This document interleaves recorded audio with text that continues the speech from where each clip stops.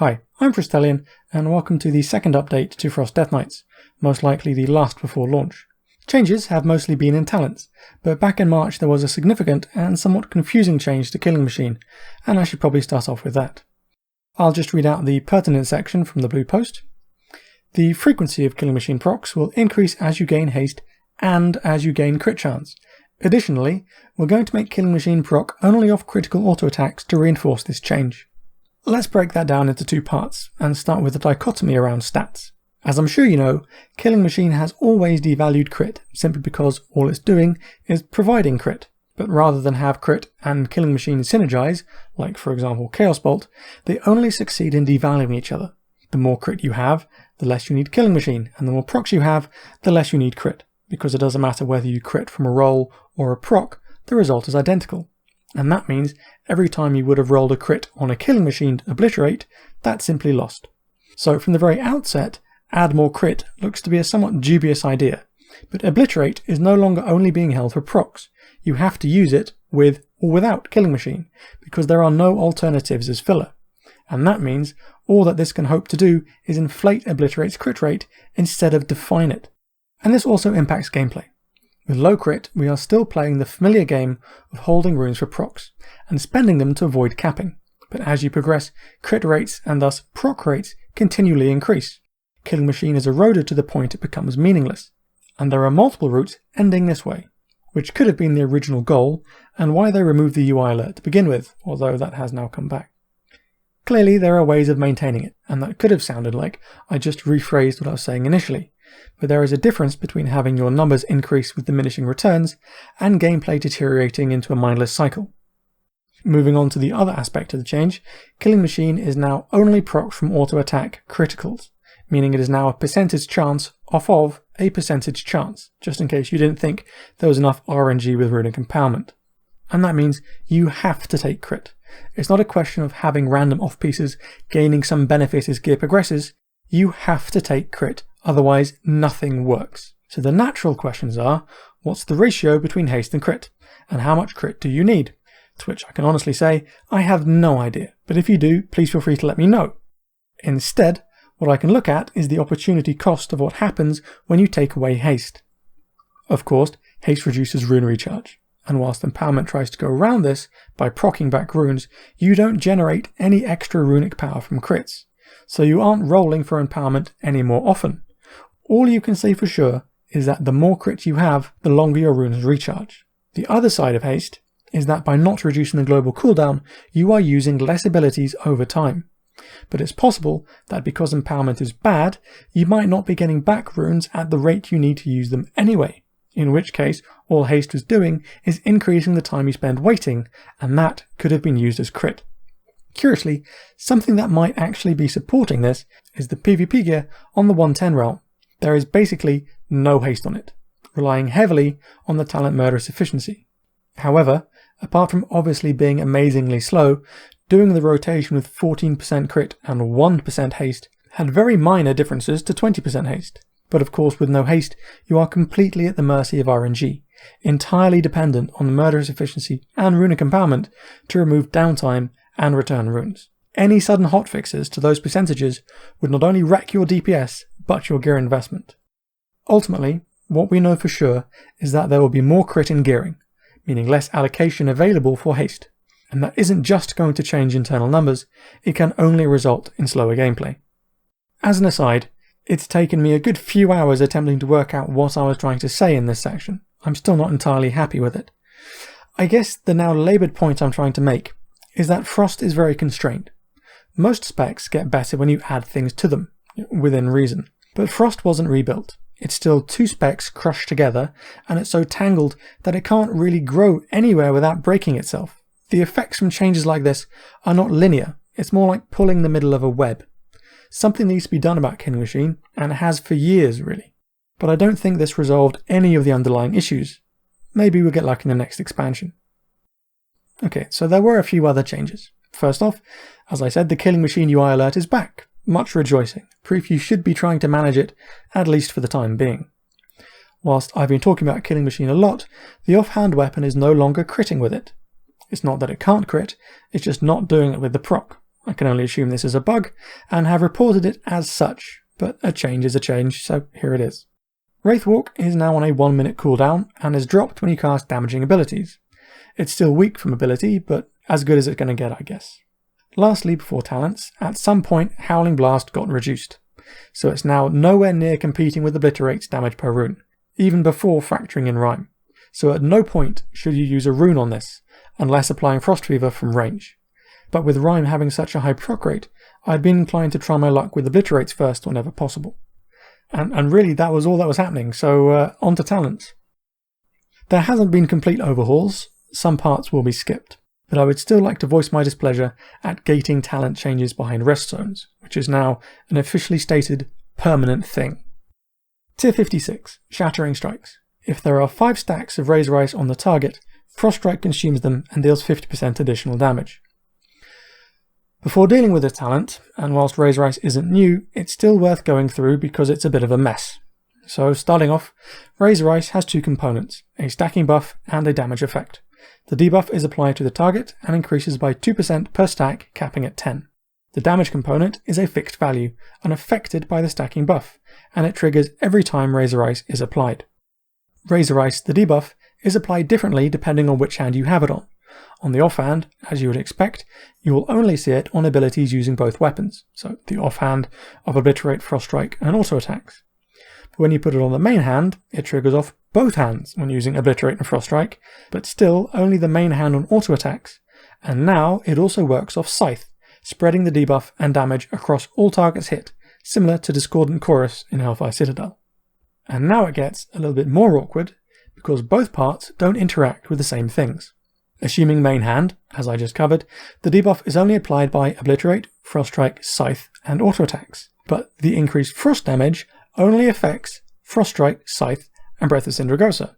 Razor Ice has no interaction with Howling Blast, Remorseless Winter, Glacial Advance, or Frost Fever. A significant chunk of your damage is just missed out. And now we can finally start on the talent. Shattering Strikes only consumes the 5 stacks as stated, and appears to gain the full effect of Razor Ice before it is removed, which would have been weird if it didn't, but you never know. Considering what we've just covered, with Razor Ice on the offhand, 1 stack is applied by the Frost Strike consuming the stack. Assuming you use Obliterate immediately, it takes a further 2 globals to recap, obviously longer if you don't, but using Razor Ice on your main hand, the consuming Frost Strike leaves 2 stacks, and immediately following the Obliterate, reapplies a further 2 stacks. The auto attack would hit during this time at least once. You will recap a full stack of 5 in 1 global cooldown, meaning you can happily alternate between Frost Strike and Obliterate, resources permitting. Without knowing the full damage breakdown, I would be inclined to say that Razor Ice on the main hand is a good idea when taking this talent, and probably if you're going to be AoEing a lot with Scythe. But if you aren't doing either of those 2 things, there doesn't appear to be any reason to use main hand Razor Ice. Icy talents. Frost Strike increases melee attack speed by 10% for 6 seconds, stacking up to 3 times. This now includes a ramp up time. Beyond that, nothing new about the idea of the talent. You need to spread out your Frost Strikes to keep this up, but even with over 25% haste, RNG means this drops off regularly in spite of your efforts. There is still no change to Murderous Efficiency, where consuming the Killing Machine effect has a 50% chance to gain a rune. Both Icy Talons and Efficiency interact with Killing Machine, but approach it from different sides. Talons increases the total rolls for a proc, which is going to be useful when you have high uptime or high haste and low crit, as the increased haste will be cycling the runes instead of proccing them.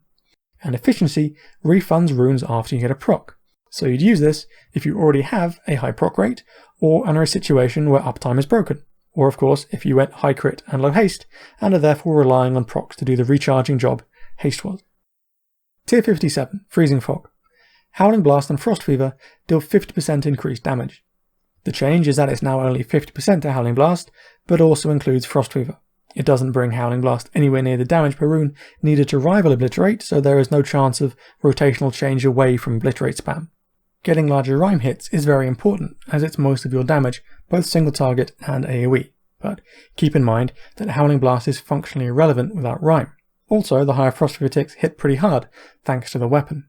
But even before tuning is finished, and the numbers could be anything, the other options this tier don't favour general gameplay, and you'll probably default to here.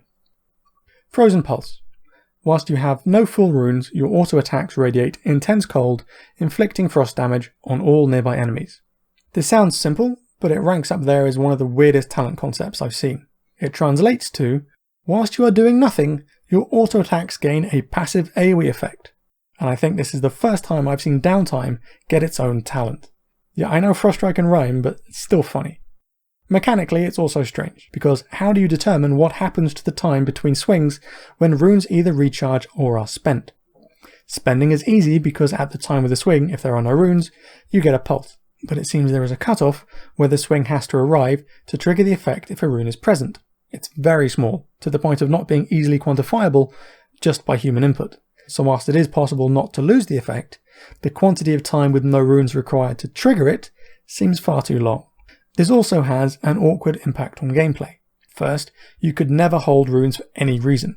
All those leftover runes are now costing you damage if you take this talent. But if you are doing large scale AoE, most of the time you won't have any spare runes, or they are being immediately spent on single rune abilities. In which case, for Scythe spam, this could end up being your choice. However, it's worth remembering that Frost AoE is already screwed up due to Rime. You aren't going to be doing much of anything except Obliterate spam, in which case you're still going to be using Rime procs as primary AoE, in which case you are holding runes and Freezing Fog is better. I really cannot emphasize enough how bad a system Rime is for AoE, and since this talent doesn't work with the general gameplay of Frost, I don't know how much they thought this one through. Horde of Winter is still unchanged at 1 rune and 5 runic power. It's still a weak version of Leech, and for this tier the only real option is Freezing Fog. Tier 58, Ice Cap. Your Frost Strike, Scythe, and Obliterate crits reduce the remaining cooldown of Pillar of Frost by 1 second. The reductions happen during the uptime as well, making it synergize well with Obliteration. The reduction is done off ability used, not quantity of targets hit, so while Scythe will crit across all targets, you only get the 1 second. It would have been pretty broken if it gained from all. And there are no changes to Hungering Rune Weapon or Avalanche. Tier 60. There's no changes to Abomination's Might, which is still pointless, or Blinding Sleet, which is still good because it's providing a very low break chance. Winter is Coming has a 20% damage reduction added to it, and it's pretty much the de facto winner for raid content, but only because the other two have absolutely no value in most raid encounters. Tier 75, Volatile Shielding, is back as arcane damage, which is disappointing, but still largely irrelevant. Permafrost, where your auto attacks create a shield on you, that is now capped at 20% of total health. Whilst I agree it did need a cap, it takes an age to get there, which means you'll end up taking Volatile Shielding more often than you'd like to. Tier 90, Frost Scythe. A sweeping attack that strikes all enemies in front of you for frost damage. This attack benefits from Killing Machine, crits deal 4 times normal damage. There's several things to talk about with Scythe. Firstly, it no longer has a cooldown, and even though crits deal 4 times damage, it isn't currently challenging Obliterate single target. But because it's Frost, it is attached to Mastery, unlike Obliterate, that only has a proxy with Rime. However, Scythe should never equal Obliterate single target damage per rune, because unlike Howling Blast, Scythe works with Killing Machine, so all the mechanics break down and you'd be left with a rotation of Scythe for everything, which would be stupid, although you could argue that's the natural extension to the Warlord's Howling Blast spam. So maybe if someone in design has an existential moment of despair, that could be a real thing. The only time it seems you use Scythe single target is when you get a proc with only 1 rune available and no other runes within reach. In which case, it seems logical to use the proc on Scythe rather than risk it being overwritten whilst waiting. But, you've made a mistake. Aside from that, Scythe is firmly in the AoE section. Crits from Scythe are still affecting every target hit, but there is no additional proc rate for Killing Machine during AoE, so you can't rely on it, but should probably hold a rune for it assuming it won't be left unused. Howling Blast is no longer a viable AoE ability by itself, so if there is sustained AoE in the encounter, you'll end up using Scythe. The breakpoint for Scythe is still high, so I have tended towards only using Killing Machine procs on it, and spending the rest of the time hoping to bait Rime, which utterly annihilates Scythe. Hopefully by launch we won't still be engaged in Rime Roulette, because we are constantly playing with the chances of gaining Rime to deal more damage versus the lower guaranteed damage of Scythe. I know I keep bringing it up, it's just a stupid problem to have. And lastly, it has no target requirements, letting you generate runic power outside of combat without hitting anything, which is very useful for building runic power for breath pre-pull, but not so much with breath once in combat. Runic attenuation has been changed completely. It no longer increases runic power percentage used.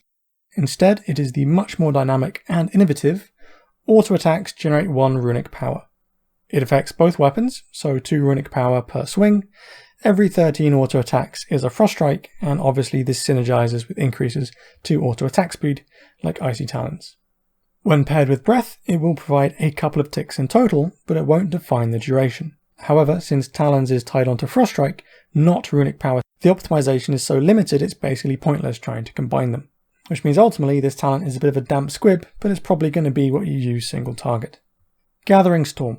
Each rune spent during Remorseless Winter increases its damage by 10% and extends its duration by half a second. Caps out at 10 stacks or 5 seconds, and counts Rhyme as a rune used, which makes Obliterate spam very effective as you're putting through 3 runes in 2 globals. The damage is added onto the base in 10% blocks. It fills a niche similar to Scythe, but I expect the talents to go with target quantity. Attenuation is single, Storm is single or several targets, and Scythe is larger, more sustained AoE. Tier 100. Obliteration. For the next 8 seconds, every Frost Strike hit triggers Killing Machine, and Obliterate costs 1 less rune.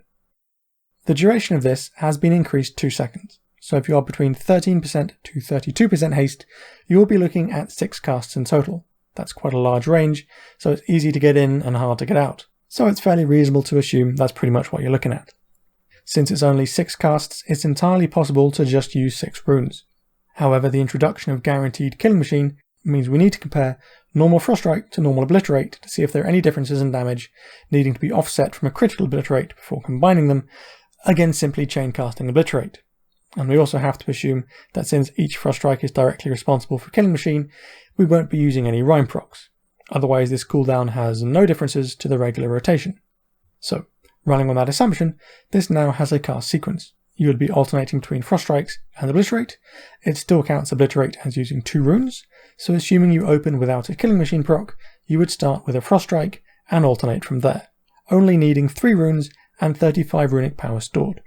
Opening from a regular Killing Machine proc, you would still need 3 runes, but only 15 runic power stored, because you brought the sequence forward 1, and the final Obliterate will then cost 2 runes. But after 3 Frost Strikes and 6 seconds, I would expect another rune or set of runes to be available. Whilst alternating is the general idea, it's still possible to proc Killing Machine normally during the global, in which case you'll be obliterating more, but could find yourself running out of runes without anything proccing runic empowerment. So without external cooldowns, as long as you trigger the talent with 3 runes available, you should still be okay, as it's very unlikely you'd get 4 procs in a row. But since it's on a 90-second cooldown, and Hungering Rune Weapon is every 3 minutes, you could, if needed, combine them. But that seems excessive considering you could just use Horn of Winter as a panic rune if you absolutely had to. This synergizes much better with Ice Cap, as you guarantee at least 3 seconds, or 5% off Pillar's cooldown. Assuming you triggered them together, you need to crit 30 times in total, with Obliterate or Frost Strike in 90 seconds to have them line up again. And testing with only 18% crit, I easily match the cooldowns within 2 to 3 seconds repeatedly without external runes. There is really no need to take Horn or Hungering if you have high uptime, but at the same time, there really isn't anything to combine Empower Rune Weapon with if you don't. So if it's off the global cooldown, use it if you need to, or afterwards to maximize Pillar when Obliterate's costs go back up again. The final thing on this is dealing with the effect of crit rates. As previously stated, you are normally critting stuff. Killing Machine doesn't give any extra value beyond that, so the priorities are likely to swing wildly depending on how much crit you have. With minimal crit, as would be expected before the Killing Machine changes, you absolutely had to alternate casts. But if you have high crit and get a crit trinket, you might end up dropping Frost Strike, in which case you would likely need external runes or possibly Murderous Efficiency to fund it. There are no changes to the mechanics of Glacial Advance, but the cooldown is now reduced by haste, which is good. But its animation has been changed from very large spikes to something much smaller. There is also no change to Breath, but it will suffer the percentage loss of attenuation, and its synergizing talents have been shuffled around such that there is something providing longer uptime in every tier. 56 is narrowed down to Murderous Efficiency, then Horn of Winter, Hungering Rune Weapon, and Attenuation. Of course, this is extending Breath to the exclusion of all else, and there's competition in both Frost Strike and Rhyme. And of course, there is still no built-in mechanic to generate runic power out of combat. Okay, that's pretty much it for updating talents and things. I had originally thought I couldn't check the weapon, but fate intervened in the form of Maxway, who reminded me that the 110 PvP server was back, and had been for a while. I definitely had some questions about a few things, but there's not a huge amount of point testing everything, so here are the results. To save repeating myself, nothing on the weapon interacts with Razor Ice. Starting with the main traits. Crystalline Swords is completely passive. They are 2 swords that spawn and eventually deal damage. It looks like you have to proc them 3 times in total. The first 2 generate the swords, and the third fires them. They also appear to have similar proc limitations to Razor Ice. I've only seen swords from Obliterate, Frost Strike, Scythe, and auto attacks. Hypothermia. Frost Fever damage is increased by 10% per tick until it hits 100%. 10 ticks and 30 seconds. It is also then spread around at that rate by Howling Blast. When using Freezing Fog, each tick is roughly equal to a normal main hand Obliterate hit. So, do not let this drop off. Syndragos' Fury no longer slows attack speed, just movement speed. I used it as the thumbnail because it looks good, but at current levels it's all but pointless. It has a long reach and has no target requirement, but the damage is low for a 5-minute cooldown, and has no interactions with anything else. Have to hope it gets tuned up for launch, otherwise the only thing you can use this for is a little light AoE. Frozen Soul is a buff that gains 1 stack per target hit by winter. So that's 9 ticks single target, and it's capped out at 20. Everything is hit with the total damage, which is simply the tooltip times stack size, and this damage is not split between targets. However, curiously, the radius it hits is much wider than winter, almost twice the size just eyeballing it. Nothing But the Boots is multiplicative with crit, giving Obliterate crits a total multiplier of 2.6 and Scythe 5.2. Simple and effective, a great trait to have early on. Blast Radius is additive onto the base damage of Howling Blast, but even with Freezing Fog, Howling Blast is still vastly inferior to Obliterate. Adding 3 more ranks isn't going to change that either. However, Rime hits like a bus, so if it's still just as ridiculous as it is now, this will also be a good trait to get early on. The rest of the traits are all quite bland really.